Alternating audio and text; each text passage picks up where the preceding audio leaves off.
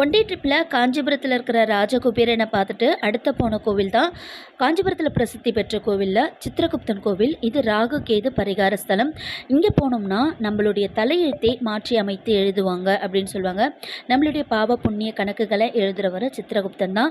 அந்த சித்திரகுப்த கோவில் இந்தியாவிலே இங்கே மட்டும்தான் இருக்குது. இங்கே வந்து சித்திர மாதத்தில் ரொம்ப விசேஷமான சிறப்பான பூஜைகள் நடைபெறும்.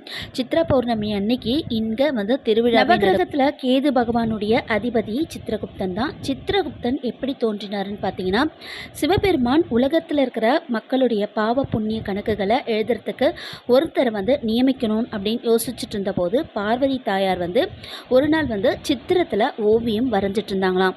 அந்த நேரத்தில் வந்து பார்த்த சிவபெருமான், இந்த சித்திரமே அழகாக இருக்கே, சித்திரமே எழுந்து வா அப்படின்னு சொல்லிட்டு சொன்னாராம் சிவபெருமான். அப்படி தோன்றியவர் தான் நம்ம சித்திரகுப்தன். இவர்கிட்ட போனால் நம்மளுடைய பாவ புண்ணிய கணக்கு எல்லாமே கரைஞ்சிடும்.